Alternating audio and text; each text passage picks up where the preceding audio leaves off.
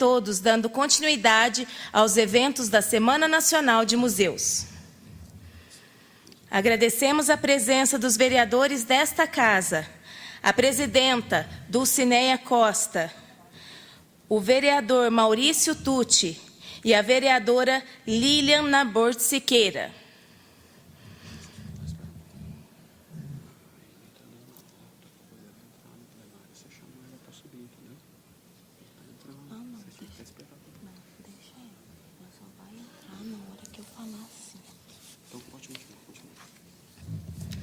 Agradecemos especialmente a Polícia Militar, na pessoa do capitão Mantovani, regente da banda, que hoje nos presenteia com sua apresentação musical. Agradecemos a presença da secretária-geral da Câmara, Fátima Belani. A conferencista de hoje, professora doutora Eni Orlandi, que nos falará sobre o tema central da semana, Museus, Memória mais Criatividade é igual a mudança social. Agradecemos a presença da coordenadora do curso de História da Univas, doutora Andréia Silva Domingues, na pessoa de quem saudamos todos os educadores e alunos presentes. Agradecemos a professora Jussara Mantovani, da Escola Municipal Clarice Toledo, e sua diretora, Elouse Braga, pela exposição de pinturas dos alunos no hall de entrada do museu.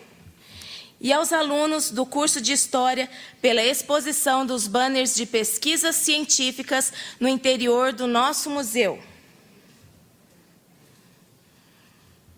Tuani Toledo atuou como farmacêutico pesquisador.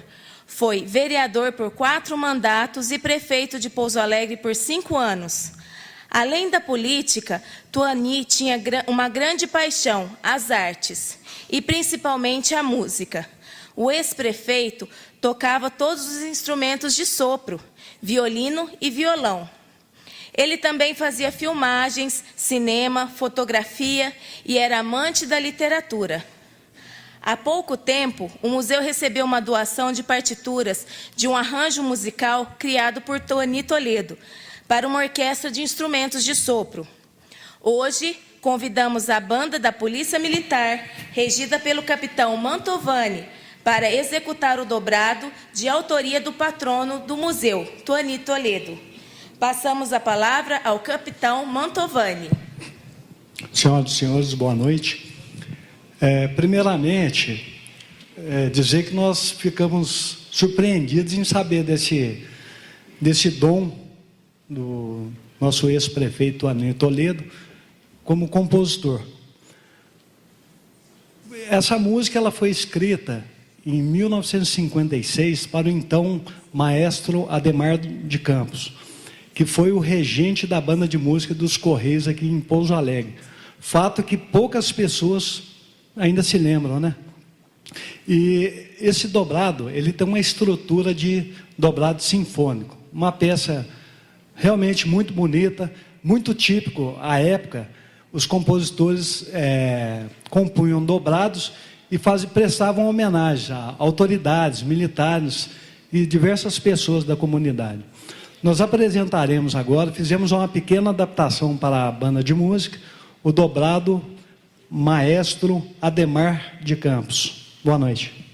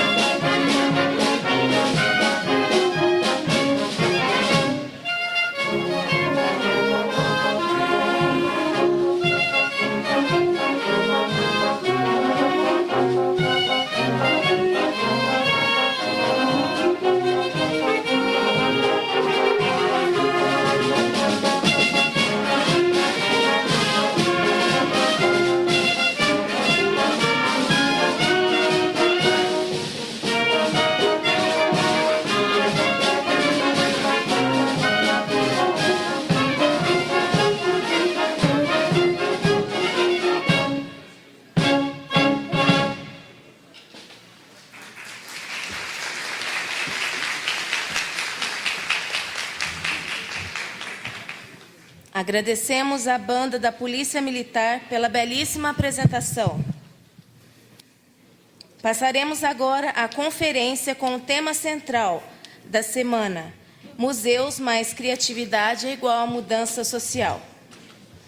Graduada em Letras pela Faculdade de Filosofia, Ciência e Letras de Araraquara, em 1964, mestre em Linguística pela Universidade de São Paulo, em 1970, doutora em Linguística pela Universidade de São Paulo e pela Universidade de Paris, Vincennes, em 1976. Foi docente na USP em 1967 a 1979.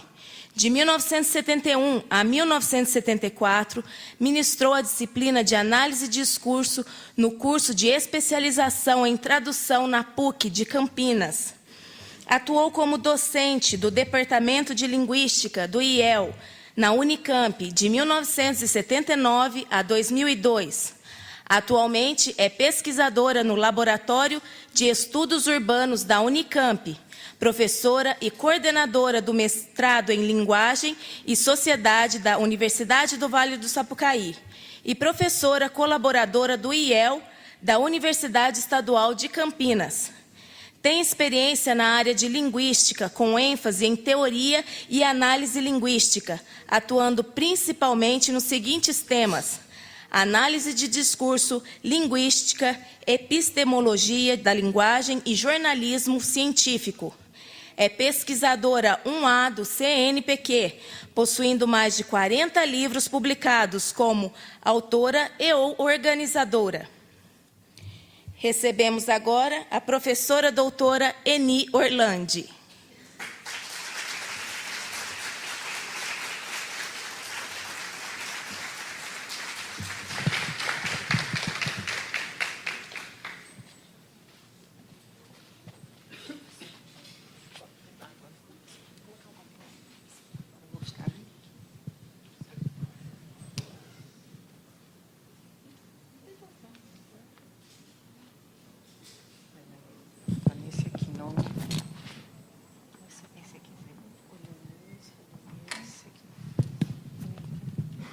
Está havendo como sempre, essas coisas deixam a gente na mão na hora que precisa. Eles não estão conseguindo achar o PowerPoint. Deixa eu ver.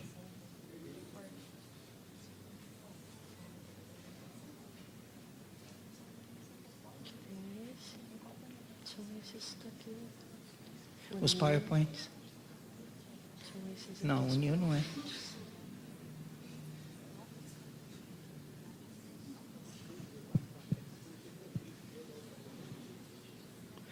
Acho que não vai ter mesmo. Não está aí. Você quer que eu projete isso aqui? Não precisa. Mas não tinha... Só tinha texto mesmo, então vocês vão ouvir ao invés de ver. Não está, não. Escuta, você entrou por aquele lugar aqui. Aquele quadradinho diferente.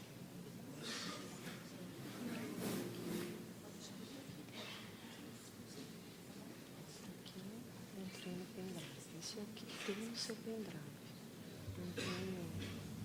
E aí, cada link, pasta por pasta. Não está mesmo. Então, deixa. Não vamos fazer a plateia esperar. Você guarda todos.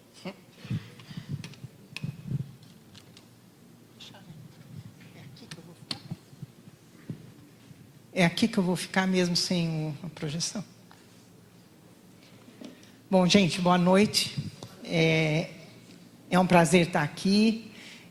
Mais ainda, porque o Tony Toledo, agora nós brincamos sobre isso hoje, sobre essa... Eu acho que eu queria outra cadeira. Tem outra cadeira? Essa aqui está meio alta para mim.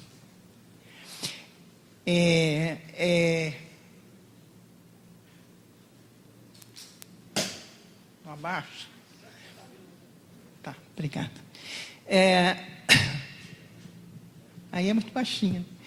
É.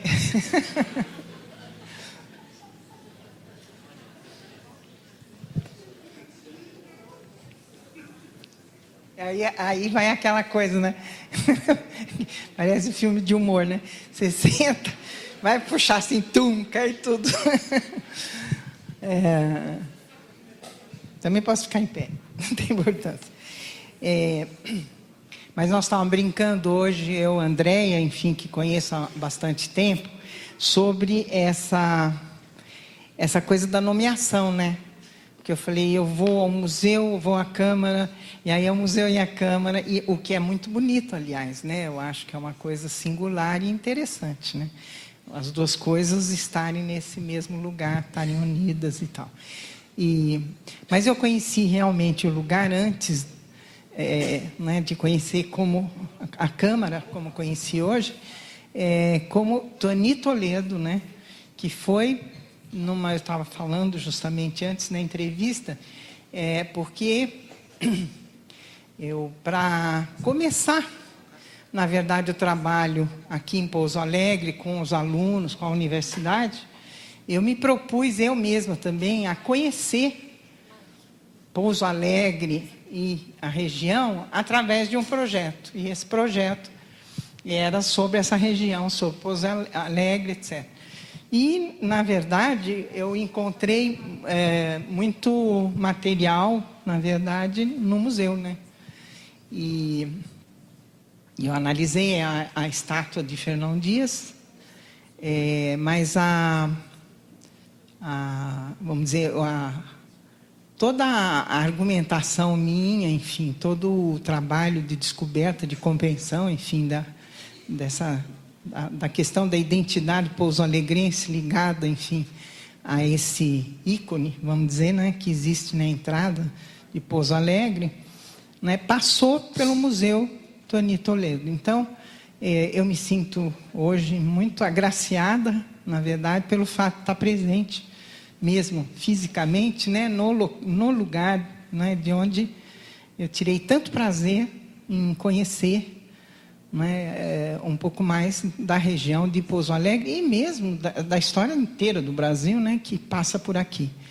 E foi, eu acho, uma coisa, né, que ficou como um ganho e que hoje, vamos dizer, se fez presente, né, na maneira como eu pude estar aqui no museu agora, não como pesquisadora só, mas como pessoa convidada, né, o que me dá uma grande alegria, e que eu agradeço, portanto, o convite feito, e vou me propor a apresentar o meu trabalho. Como eu disse, eu tenho, até em papel eu consegui fazer, no meu computador eu olhei, estava tudo direitinho, mas bandido não quer aparecer aqui, né? Desapareceu. Então, eu vou fazer a leitura mesmo do texto para vocês, espero que, né, consiga passar o que eu estou querendo. Antes de começar, eu vou falar, porque a Valéria está aqui, a Valéria esteve comigo conversando. Eu tenho atualmente um projeto que eu desenvolvo, um projeto que já vem desenvolvendo há algum tempo, que é sobre lendas, causos, né, e vamos dizer, narrativas, né, aqui da região. E ela trouxe... né, tem um livro atual, é esse o livro que está aqui comigo, né, Pitorescos, e que fala desses personagens, muitas dessas personagens. Na verdade, eu estava trabalhando mais com o Corpo Seco, porque desde que eu cheguei aqui, todo mundo falava nele, já sabia, né, o Capeta de Borda da Mata também, né, bom, ET de Varginha, bom, e os causos mineiros, etc. Porque a ideia é tentar ver, existe realmente, né, quer dizer, uma forma de narrar, existe realmente, né, algo que seja esse mineiro, né, esse sujeito mineiro falando, né, nessas narrativas e tal. E aí o uso dessas personagens justamente para né, trabalhar isso. Então eu agradeço muito, Valéria, você, né, ter trazido o seu banner, né, e ao mesmo tempo eu anuncio, né, que ela tem esse livro, tem vários personagens. A gente vai trabalhar com o Corpo Seco, mas também com o Capeta, mas também me interessou a Pó de Arroz. E não é que eu achei bastante interessante, como eu não estava analisando nenhum personagem feminino, eu achei muito interessante essa, e principalmente porque parece uma coisa que tão simples que quase parece não fazer sentido, é aí que a gente vai encontrar, às vezes, muito mais sentido. Então, ela vai fazer parte, sem dúvida, do rol das nossas personagens aí, das narrativas. Bom, começando o assunto meu mesmo agora propriamente, eu já estou com a cadeira, né? Obrigada, viu?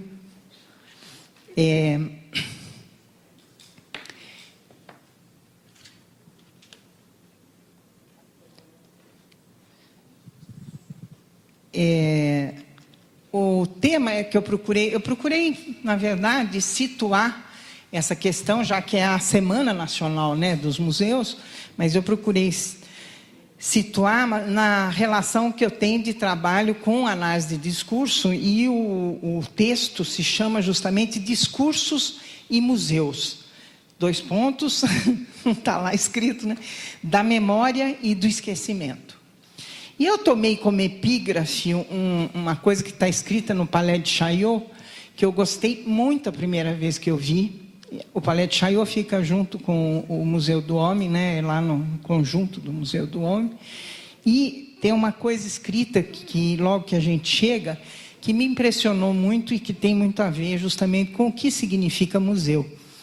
E o que está escrito é o seguinte: depende daquele que passa que eu seja túmulo ou tesouro, que eu fale ou me cale. Isso não depende senão de você. Assim, não entre sem desejo. Isso que está escrito, né, assim, logo na entrada, né, desse museu. Bom, então, partindo daí dessa ideia justamente, né, da questão do desejo, né, posta, e de como pode significar tanta coisa um museu, né, quer dizer, não tem um sentido só, e essa relação que a gente estabelece e que vai poder dar sentidos, eu diria no plural, né? É que eu parto daí, então, e vou citar uma artista, na verdade, que é a Joana Marques, que diz o seguinte, que os museus são uma instituição social complexa que ocupa um lugar fundamental no circuito cultural e nas políticas culturais contemporâneas. Numa época que a sociedade e cultura estão mais próximas que nunca, os museus têm desempenhado um papel importante na mediação dessas relações. Estes, né, criam um novo sentido para as coisas e redefinem a realidade, razão pela qual são considerados práticas de significação. São instituições sociais muito complexas que, num curto espaço de tempo, né, passaram de um papel social relacionado com a produção de saber para um papel essencialmente reflexivo, autocrítico e autoquestionador, não só de si, mas também da sociedade em volta. Isso é muito importante para mim e para nós, eu diria que trabalhamos ali na Univaz, né, no curso de linguagem, porque a gente não desliga a linguagem e sociedade, e o museu é linguagem e sociedade, né, puramente nele mesmo ele já é isso. E a gente não pode pensar realmente a sociedade sem pensar essas relações, né? Então, dizer que ele tem esse papel questionador, não só de si, mas também da sociedade, é bastante importante, né? Ver um museu dessa maneira. Bom, aí termina o que ela disse, né? Estas e outras transformações de ordem social, econômica e política, segundo a artista, têm tido repercussões na forma como o museu se constrói e se representa, nas suas práticas e discursos. E ela vai falar, essa autora, Joana Marques, sobre discursos que o museu produz, e também sobre discursos que atravessam o museu, e também sobre novos discursos híbridos resultantes da relação entre museus e novos equipamentos culturais. Eu guardo dessas palavras que o museu é uma instituição. E como tem afirmado em análise de discurso, somos individuados pelo Estado através de instituições e discursos. Daí a grande importância do museu, quer dizer, né? Nós somos sujeitos e o Estado nos individua ou nos individualiza, né? E o modo pelo qual ele faz é justamente através das instituições e dos discursos. E eu vou colocar o museu nessa posição, né? De articulador simbólico e político, não é, feito pelo Estado. Desse modo, coloco-me na perspectiva de pensar o museu como parte do modo de individualização do sujeito capitalista em nossa formação social. Dessa relação resulta um sujeito em cuja individualidade conta ou um indivíduo afetado, né, a forma como o Estado o relaciona com sentidos sociais que se apresentam como parte da sua memória, do indivíduo, do Estado, da sociedade. Porque é outra coisa também, não, né? Essa coisa de que a gente só coloca em um lugar, né? Essa questão da memória está no indivíduo, está no Estado e está na sociedade. Por outro lado, e não menos importante, podemos pensar o museu como parte do processo de produção de arquivos, ou seja, discursivamente como discurso documental. E aqui podemos introduzir a afirmação de que os museus são práticas de significação.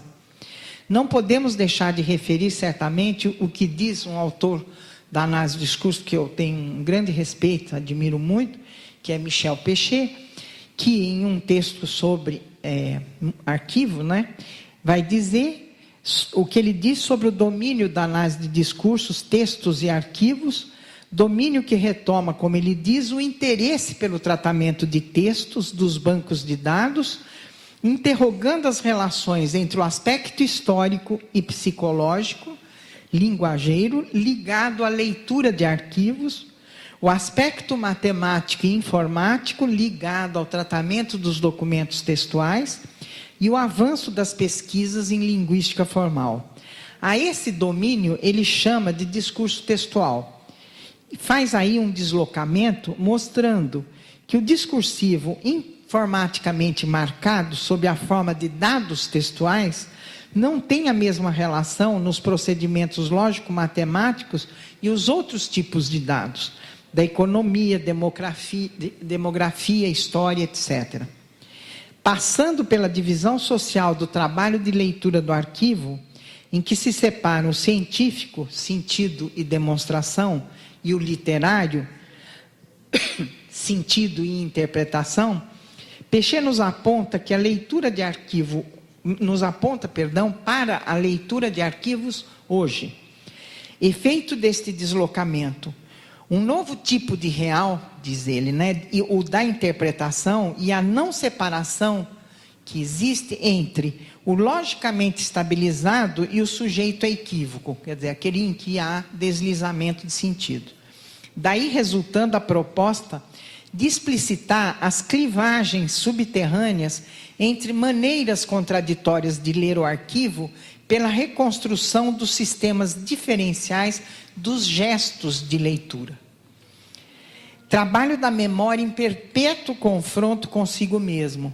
E é neste confronto da memória com a memória, o da cultura do literário sujeito à interpretação e o do científico com sentidos estabilizados, que se aloja o vai e vem da interpretação, dos gestos da leitura e da força do imaginário. Isso sou eu dizendo. Bom, no confronto da memória. A questão da memória é uma questão de fundo da análise de discurso e que, por isso, é inevitável que se a considere em qualquer análise, o que redunda em consequências importantes para o desenvolvimento e elaboração da própria teoria e método na análise de discurso. Em meus trabalhos, particularmente, tenho partido da definição de interdiscurso, ou memória discursiva, de Pechet, e de desenvolvimentos produzidos por Courtine, que eu resumiria, no caso de Pechet, em sua afirmação. Porque eu resumiria, no caso de Pechet, na afirmação dele de que ele define a questão da memória dessa maneira: alguma coisa fala antes, em outro lugar e independentemente. E em Courtine, eu ressalto a afirmação de que no discurso fala uma voz, na memória, no interdiscurso, fala uma voz sem nome. Estou referindo ao interdiscurso. Embora se possa pensar de diferentes maneiras a questão da memória, no discurso, o princípio de desenvolvimento dessa noção está certamente na vinculação desta, fundamentalmente, à noção de interdiscurso. Interdiscurso e memória, em princípio, na análise de discurso, são a mesma coisa. No funcionamento discursivo, pensando-se, então, o interdiscurso, ou a memória, estaríamos sempre no ponto de junção entre a memória e a atualidade. Né? Esse confronto, né, que ele diz.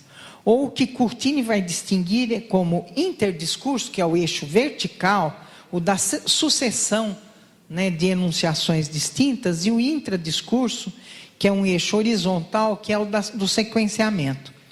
No fundo, ele quer dizer o seguinte: tudo que a gente diz faz parte da memória, porque, ao mesmo tempo, é uma formulação que eu estou fazendo agora para vocês, mas nisso que eu estou formulando, há um já dito que se representa de alguma maneira nisso que eu estou dizendo, para que eu possa dizer.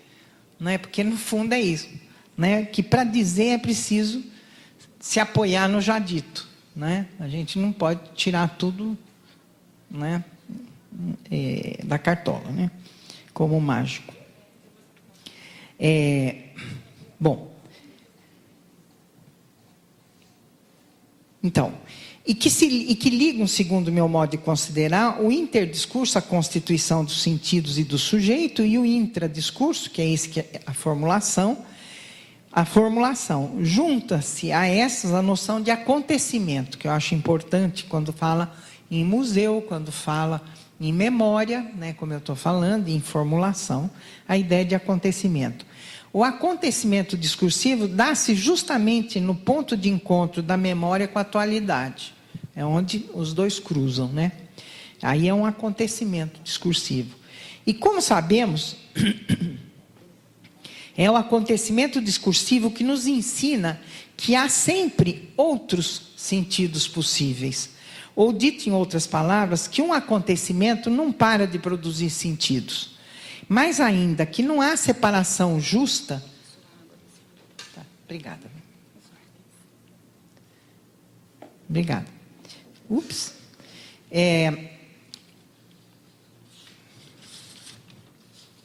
Mais ainda, que não há separação justa entre o que é sujeito a equívoco e o que é estabilizado quando se pensam os processos de significação discursivamente. É a partir dessas noções que chegamos, na análise de discurso, à noção de historicidade, ligada à materialidade da linguagem dos sujeitos e sentidos, através da noção de deriva.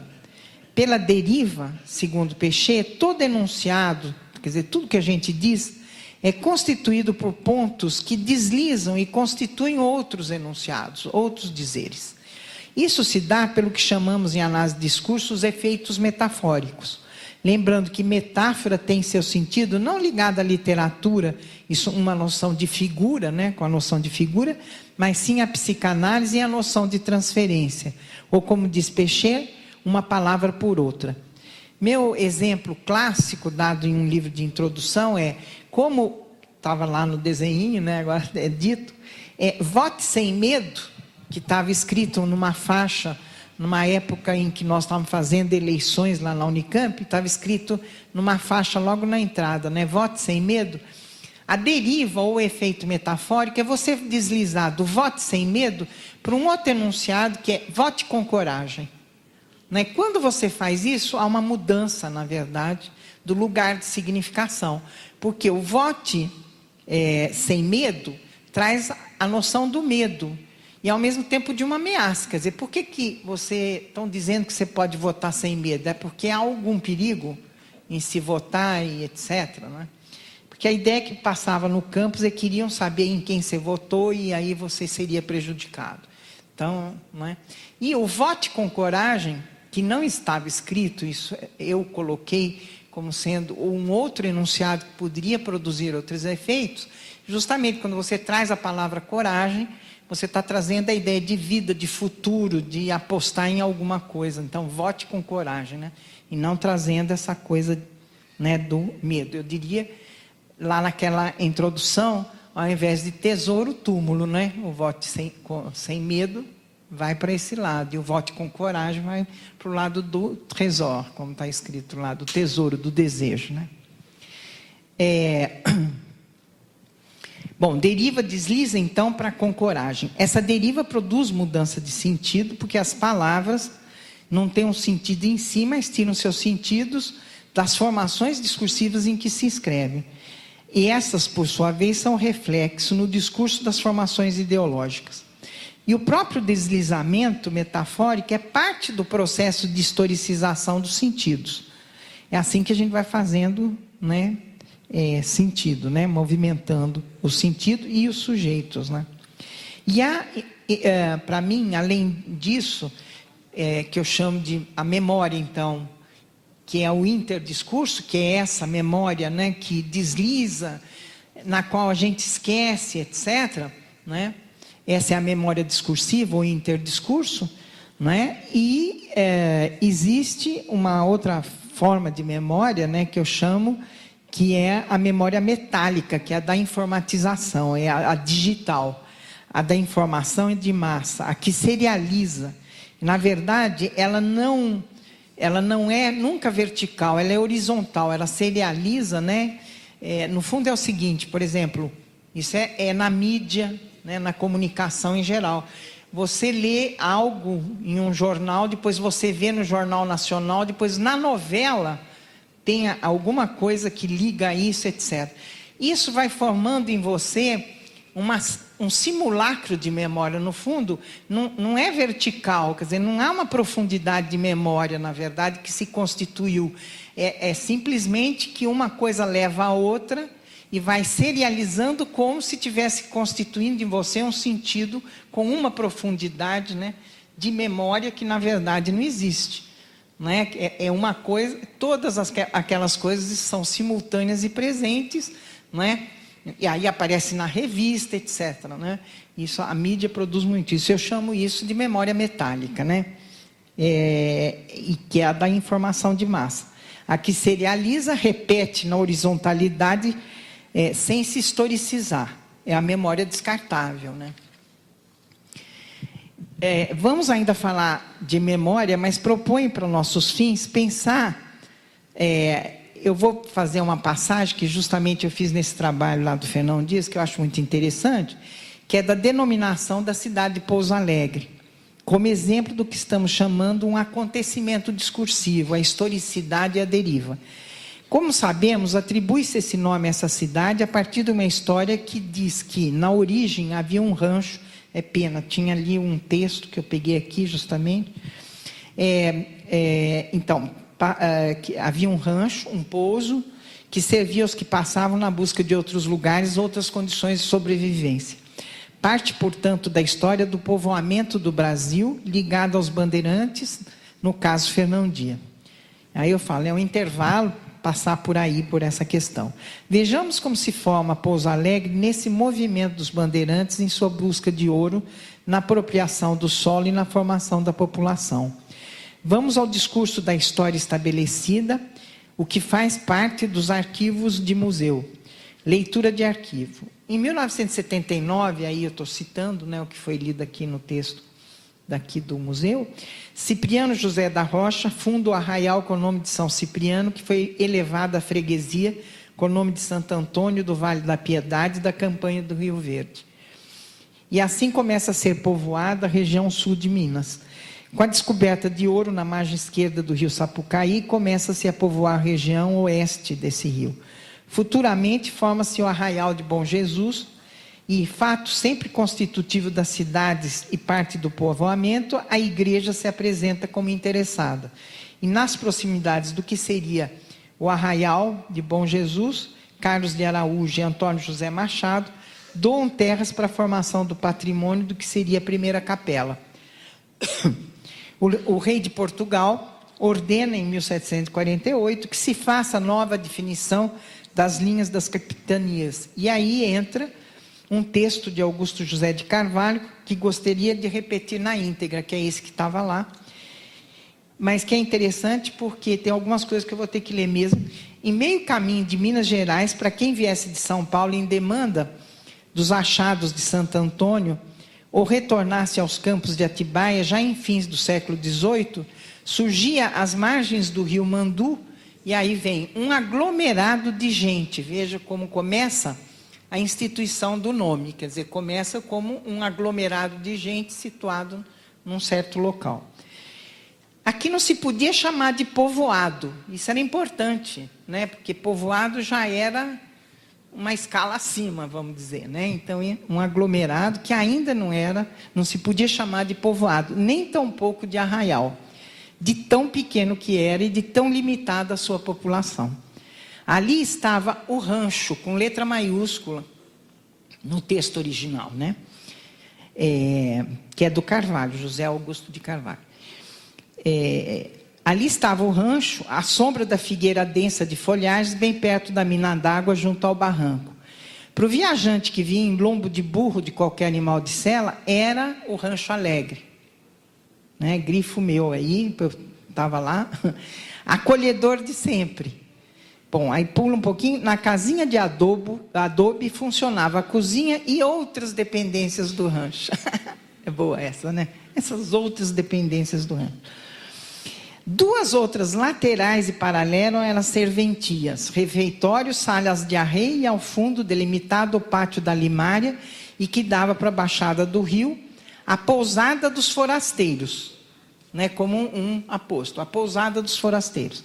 Mais longe o bebedouro dos animais, lá na baixada, aproveitando a água servida que rolava da banqueta para o rio, a privadinha, que mais parecia uma morada de castor. Em fins do século XVIII, aí vem o Rancho Grande e mais alguns casebres espalhados pela banqueta do rio, era tudo o que se chamava Pouso Alegre do Mandu. Então termina aí o texto, né, do José de Carvalho, né, de Augusto de Carvalho, Augusto José de Carvalho. Não é sem interesse observar o que colocamos em negrito. Eu coloquei Rancho Alegre, aglomerado, Pouso Alegre do Mandu e o Rancho Grande, né? E mais alguns casebres. São formas de nomear o lugar. Rancho no aglomerado, Rancho Alegre ao fundo da pousada.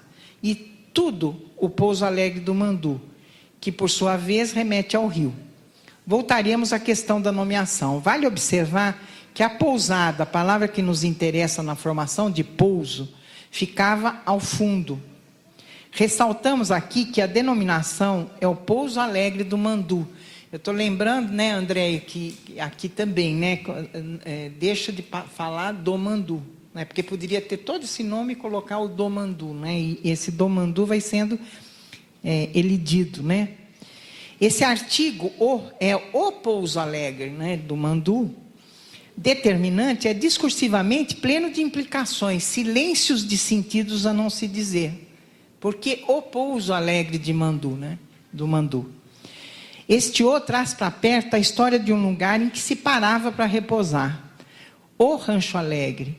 O mais o alegre, que é adjetivo rancho, dirige a significação para uma possível interpretação indesejável, já que para muitos indica a presença de mulheres no local, que por metonímia deram nome ao rancho.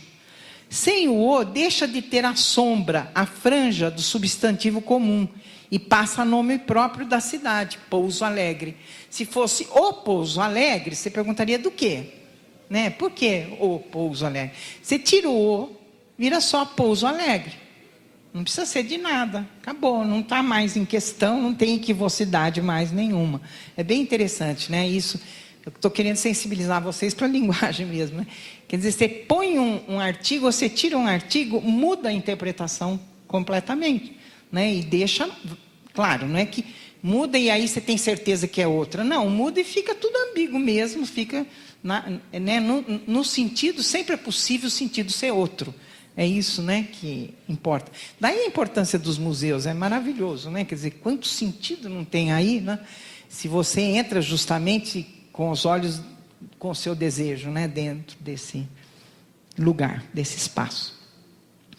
De fato, a queda do O, de O Pouso Alegre do Mandu, não indica uma pequena diferença.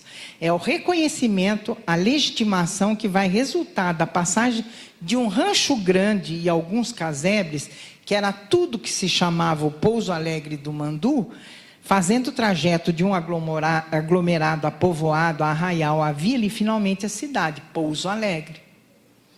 Em que a determinação do Mandu às vezes aparece ou não. Essa, né, é facultativa. Mas o O muda tudo, né? Bom, aí eu tinha posto assim, como é que foi mudando, né? Isso que a gente chama deriva, foi passando de um para o outro. Bom, se de um lado é nessa descrição prosaica, simples, que reside a fundação de Pouso Alegre, pelo lado administrativo, o discurso já é menos prosaico e estabelece a fala das instituições. Primeiro porque, como dizem as autoras Saponari e Machado, a igreja exerceu enorme influência na formação do povoado, já que na escritura de doação de terras há a primeira descrição dos limites do povoado, surgida em torno da capela original, onde mais tarde viria a ser o centro histórico de Pouso Alegre. E 8 anos mais tarde, por influência da igreja e a pedido do povo, isso que é gozado, né? Vou citar aqui depois, por alvará régio, de 6 de novembro de 1810, o povoado é elevado à categoria de freguesia, entre aspas, colado à capela de Bom Jesus de Pouso Alegre, e aí grifado, eu grifo, vulgarmente chamada Mandu. E desmembrada da freguesia de Santana. Em 1831 é elevada à vila e em 1848 recebe o título de cidade. Para isso é importante a existência da igreja, do Pelourinho e da Câmara. É interessante, né, ver isso como... Eu trabalho há muitos anos com cidade, né, lá no Laboratório de Estudos Urbanos. Então, o que é preciso para ser cidade? O que é preciso, né, para conseguir ter esse nome, né? E aí a gente vê claramente que a existência da igreja, do Pelourinho e da Câmara configura a possibilidade, né, já de pensar. E tudo isso se deve muito ao cônego José Bento, como todo mundo sabe, que participou ativamente da vida política do país. Filiado ao Partido Liberal, chegou a senador do Império. Foi ele também quem criou o primeiro jornal da Vila e do Sul de Minas, o Pregoeiro Institucional, não é? Jornal que foi utilizado para lançar a Constituição de Pouso Alegre, preparada por gente do Partido Moderado, e que foi a base da Constituição do Império. Por isso que eu falo, passa por Pouso Alegre, mas é o Brasil. Eu fiquei encantada quando eu fui trabalhando, porque foi ficando muito claro, sabe, que eu peguei o Fernão Dias, comecei a andar atrás do Fernão Dias, aí, por onde ele foi, onde ele vai indo. Conforme eu fui fazendo o percurso, eu pensei estar fazendo o percurso daqui, só da região. Não, eu estava conhecendo o Brasil, porque é isso que está se constituindo, né?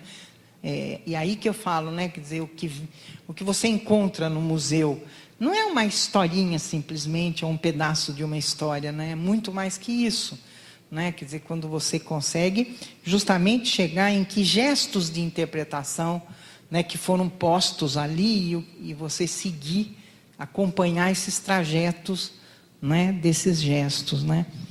Bom, então, Constituição do Império.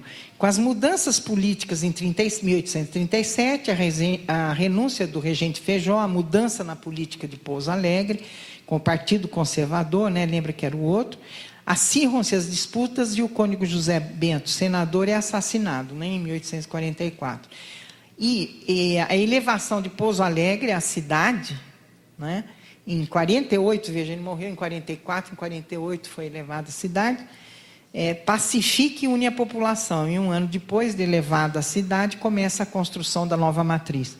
Como vemos, igreja e poder político estão sempre funcionando nessa história.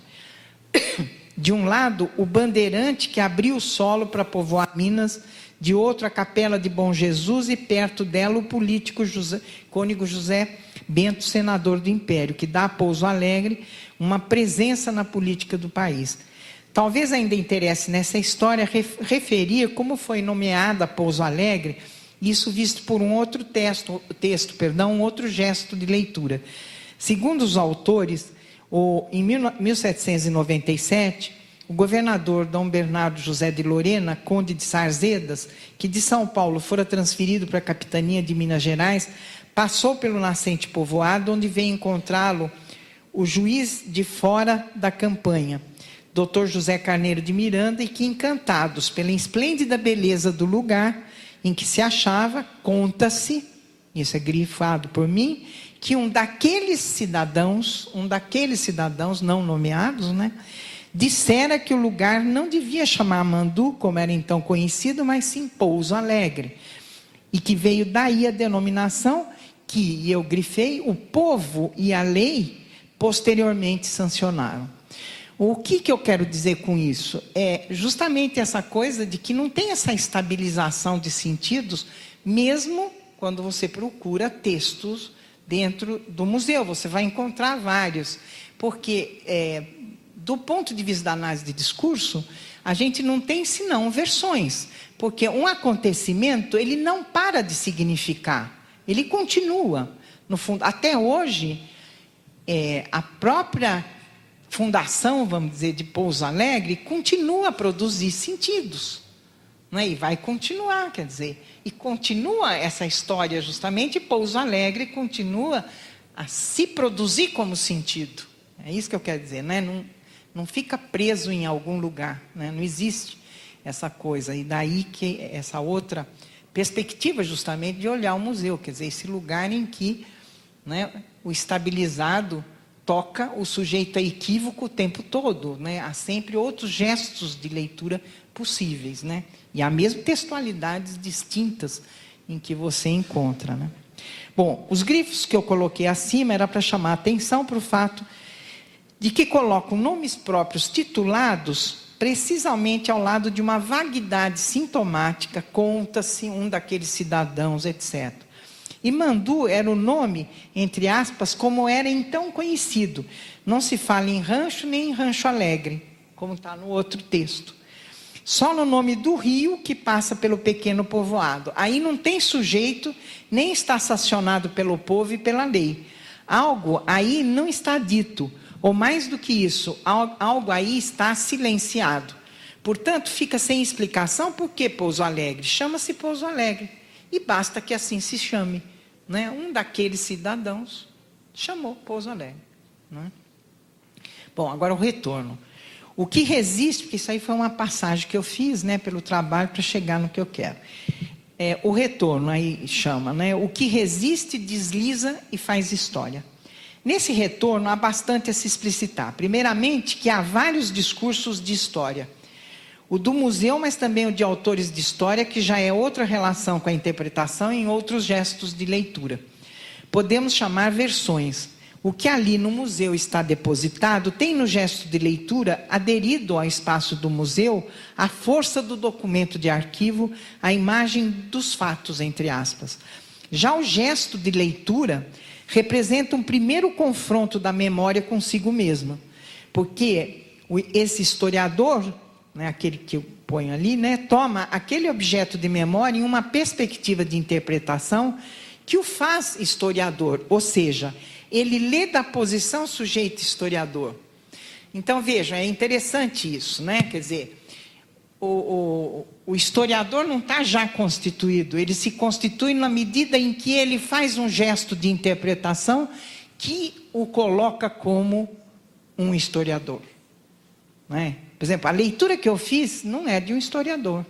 Claro, então vocês podem falar, a Eni falou umas coisas lá, mas ela não é historiadora. Então, ela falou de outros sentidos, mas eles não serão legitimados porque eu não sou historiadora, né? Embora possam ser possíveis, né?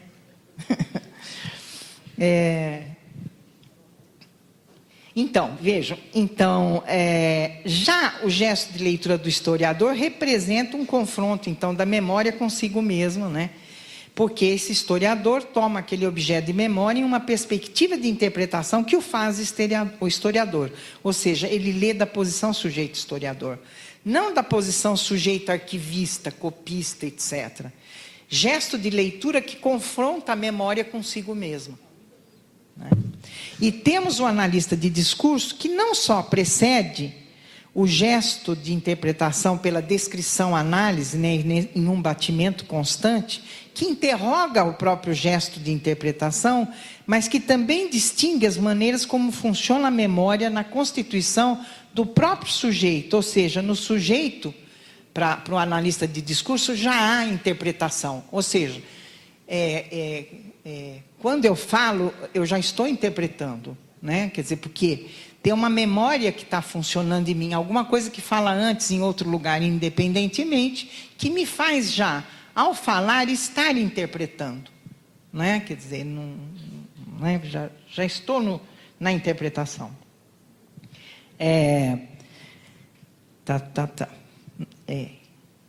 Que interroga o próprio gesto de interpretação, mas que também distingue as maneiras como funciona a memória na constituição do próprio sujeito. Ou seja, no sujeito já há interpretação, ou como dizemos, metáfora. Consideramos que a memória discursiva é estruturada pelo esquecimento, e isso que é muito importante. É quando esquecemos como um sentido se constituiu em nós que ele passa a produzir seus efeitos, entre eles o principal, de que esses sentidos, quando falamos, nascem em nós. Quando, na realidade, para significar, é preciso que as palavras já signifiquem. Senão não faria sentido para vocês. Retomamos sentidos já existentes, efeitos do já dito e esquecido em nós. Por outro lado, há também o que eu tenho chamado de memória de arquivo, como eu disse anteriormente, que é a memória que não esquece. É a que se institucionaliza e é arquivada. Como, por exemplo, se pretende que o seja no museu, né? Nos museus. As das instituições em geral, a da escola, a do Estado, oficial, etc. E há aquilo que eu chamei de memória metálica, que é da informatização, a digital, a memória que serializa. No entanto, não é? O que a gente sabe pela análise do discurso, que não há maneira de estancar o sentido. Quer dizer, pela ideia que eu falei, que tem uma relação da memória com o acontecimento, e esse nunca para de produzir sentido. Daí a ideia do confronto da memória consigo mesma, não é?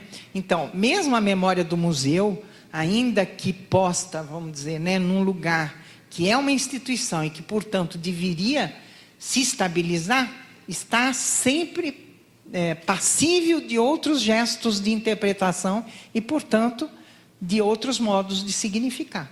Não é? Nunca está parada. Na contemporaneidade, muitas vezes se toma uma pela outra, né? E é desse jogo que se alimenta o poder da memória. Tudo isso funcionando no campo do imaginário, ou seja, não é? Nas relações que atravessam os sujeitos interpelados ideologicamente com a realidade social, a realidade entre aspas, né, na qual vive. Aí eu vou para a última parte, que é deslizamento e desejo. Em análise de discurso, aprendemos que retomar não é repetir.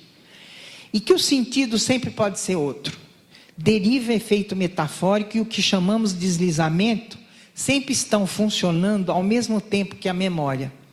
No confronto da memória constituída pelo esquecimento e na memória de arquivo, a que não esquece, há espaço de interpretação. E aí retomamos o que colocamos como epígrafe a esse trabalho, né? Depende daquele que passa que eu seja túmulo ou tesouro, que eu fale ou me cale. Isso só depende de você. Assim, não entre sem desejo. Se pensarmos discursivamente, sentidos e sujeitos têm sua materialidade e faz parte da materialidade do sujeito a inscrição de seu corpo em seu processo de significação, na sua constituição, em sua constituição do sujeito e do corpo. E esta inscrição se dá como resultado do modo como o sujeito, tendo sido constituído pela interpelação ideológica, é individuado e se identifica ao se inscrever em uma formação discursiva e não outra. Quer dizer, como eu disse ali, naquela que diz que o Rancho Alegre é o Rancho Alegre do Mandu, né? E o outro só Rancho Alegre, Pouso Alegre, né? Que são duas formas de interpretação inscritas em formações diferentes. Nas condições em que tanto as circunstâncias da enunciação como a conjuntura sócio-histórica determinarem, daí resultando o que chamamos posição sujeito na formação social. É nessas condições que está a entrada do sujeito na instituição museu, enquanto prática de significação. Do modo da sua entrada, ou seja, de seu gesto de interpretação, resultam os efeitos de sentido que o afetarão em sua subjetividade, em seu corpo, em seu modo de significação. E é nessas condições que a memória funciona na relação com o desejo do sujeito, túmulo ou tesouro. A abertura de sentidos outros, a retomada com seus deslizamentos, ou o silenciamento, a cristalização do sujeito e do sentido no já dito, no estabilizado, que já não se movimenta no processo de significação. Lugar do mesmo e da repetição, lugar de que a historicidade se retira e o sujeito é só uma imagem já pré-fixada. Espaço dos silêncios da memória, que se abrem para outros sentidos roçados pelo desejo, já que o esquecimento, introdução do nada como força do significar, faz na contramão movimentar-se a memória. Confronto e contradição se tocam. O museu, como prática de significação, envolvendo o sujeito em sua materialidade, corpo e sentido, é a prática do esquecimento que se movimenta na significação pelo desejo. É no esquecimento com o desejo que se movimenta o sentido e não no já dito, no arquivado, já significado. E para explicitar melhor o que eu queria dizer, eu vou terminar lembrando um refrão de um poema, na realidade, um poema do Ferreira Goulart, que é cantado pelo Fagner. E a poesia, né, o texto é do Ferreira Goulart, que termina assim: se acaso você não possa me carregar pela mão, menina branca de neve, me leve no coração. Se no coração não possa, por acaso, me levar, moça de sonho e de neve, me leve no seu lembrar. E se aí também não possa, por tanta coisa que leve, já viva em seu pensamento, moça de sonho e de neve, me leve no esquecimento. Pronto.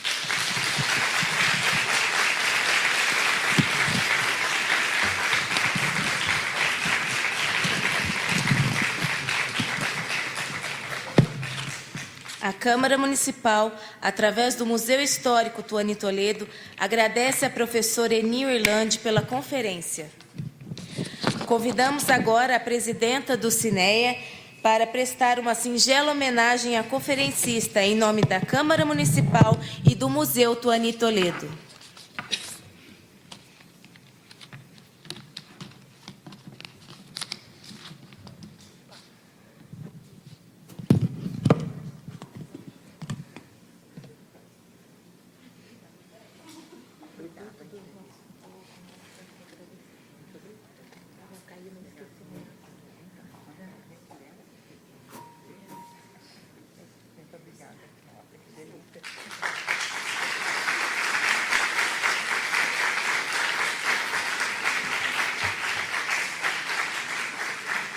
As atividades da Semana Nacional dos Museus continuam até sábado.